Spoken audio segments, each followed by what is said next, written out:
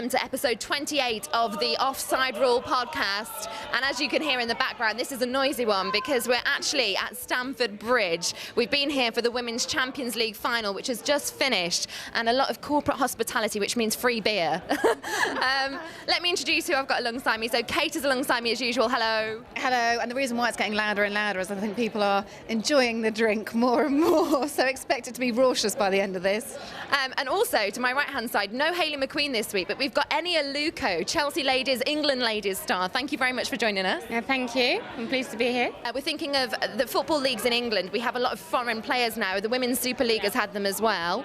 So hopefully there'll be some great stories out of that in terms of people that have slightly had to adjust to English life. They've maybe had some funny, amusing tales as they've been getting acquainted with their new living quarters. I might also play devil's advocate on this one and throw it in the opposite direction, English players that have gone abroad as well. I have a habit of doing this, don't I, Kait? Trust you to twist the topic to your own means. It's episode 28. Why would I change a habit of a lifetime? Twitter topic of the week as well this week we'll introduce, and Simona Felsberger.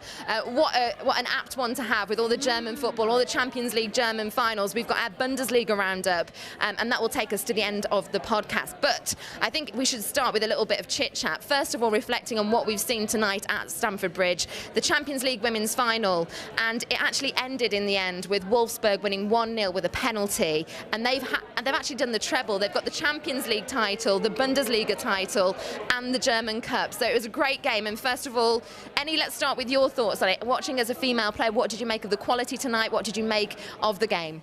I think the quality was excellent, actually. It was a really good game of football, and it shows again the level of women's football. It's great football. I think it was a bit of an education for me. Lyon had the best of the possession, were obviously the better team, but I think Wolfsburg obviously were very patient, defended, and then got the goal in the end. I think Lyon will be very disappointed with losing that, but it shows the fine line, the fine line between winning and losing, and Wolfsburg deserved it, and they looked like they really enjoyed winning as well at the end. It was just a penalty in the end, Kait, that it came down to, but you've got some of the details there. I mean, did you think it was a fair call from the ref?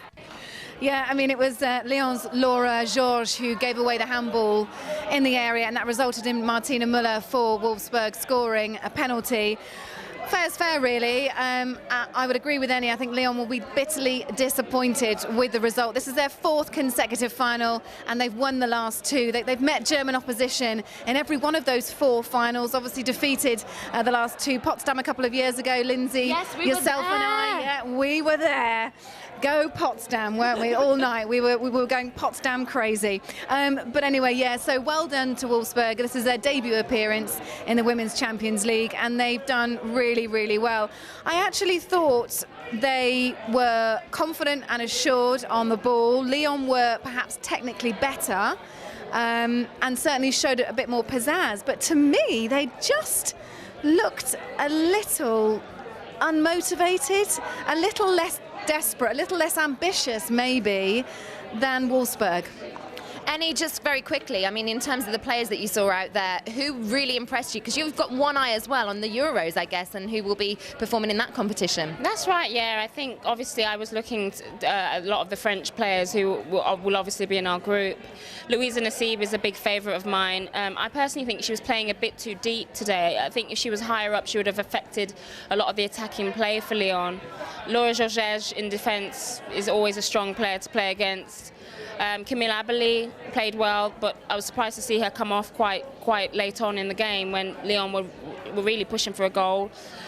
The girl Dickerman came on and did well, but then was brought off again. So she came on as a sub and then was brought off. So I think Lyon tactically, in terms of their personnel, maybe got it wrong in terms of where they were. But it was interesting to see even Lyon having the better players, it didn't really faze Wolfsburg. They just sort of played, Wolfsburg didn't really have anyone to note in terms of international superstars, but they still won the game, so it's quite good to see. Well, we'll come back onto Women's Super League shortly. Let's first of all just round off some big stories that have happened in the men's game over the last couple of weeks.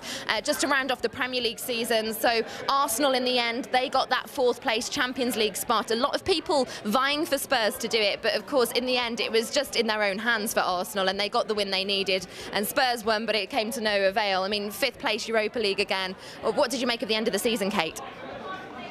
Very exciting, wasn't it, really? And I did feel sorry for Spurs, but there was nothing that they could have done any different in that scenario. I mean, I genuinely thought Chelsea would have suffered burnout way before now because of simply the number of fixtures that they've had to play, far more than anyone else throughout the whole season, but also especially towards the end of the season.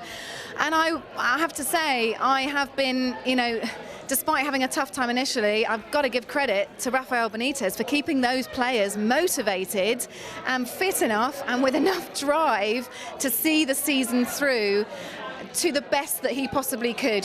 Chelsea won the Europa League. They finished within the top 4, and that was really the best that Rafa Benitez was ever really going to achieve. And in terms of your opinion, Eni, I mean, did you feel sorry for Spurs in the end this season? And also your thoughts on Arsene Wenger at the start of the season, being a manager tipped to maybe exit the club, and it ends up with him still being there, and the other 4, everyone else is gone. Well, I think, Arsene Wenger is almost like an Arsenal institution unto himself. I think it's going to be another situation where he'll be like Alex Ferguson. It'll be up to him whether he leaves and whether he feels like he needs to pass the beacon on to someone else. But do I feel sorry for Spurs? No, because they seem to put themselves in this position every year.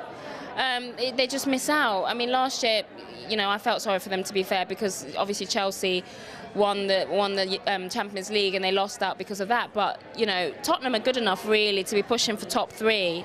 And, it just seems disappointing that they keep missing out on that Champions League. And it's going to be hard as well to keep Gareth Bale if they keep missing out. And we'll see what happens in the summer with him. We couldn't have an all-female fronted podcast without talking about David Beckham retiring, could we? We have to put our 2 penn'orths in there.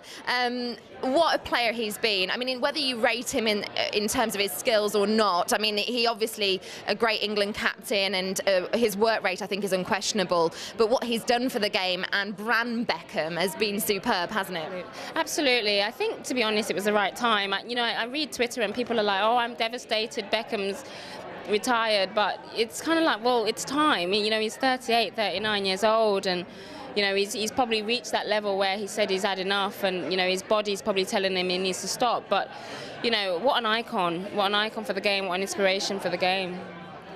He was clever as well, he won a championship in every single club, or with every single club that he played for, and he wanted to go out on a high, and he has been, pretty classy the whole way through his career. And okay, there have been moments of misjudgment, and we don't need to go over those, whether they're within his footballing career, Diego Simeone kicking out there, or whether they're within his private life too. He went out in a very classy way, having won the title with Paris Saint-Germain, and I think perfect. He will carry on being a global football name, won't he? You can see him having more ambassadorial roles than anything. I mean, people have linked him with coaching, but I just can't see him taking that route. I think the media will be sort of trying to snap up his services if they can, but maybe more of an ambassadorial global figure. I think that's the status he has. The Chinese government or Chinese FA have already sort of jumped on that bandwagon, and I think he's also signed a deal with Sky. So already, his career after football is huge. And he's probably going to be even busier now than ever before. Another big global star, but in management, and a special one, which we had on the podcast last week, if you were listening. Jose Mourinho returning to Chelsea. It's now been confirmed he's leaving Real Madrid at the end of the season, and as we record this podcast, it's looking very, very likely he's going to return here to Stamford Bridge. What do you think his return will bring to the Premier League next season? Oh, well, I've missed Jose Mourinho, I have to say. I think, everyone has probably missed him. He's such an entertaining guy, very inspirational. Love him or hate him, he is probably the most successful manager after Alex Ferguson, and has done it in such a short space of time.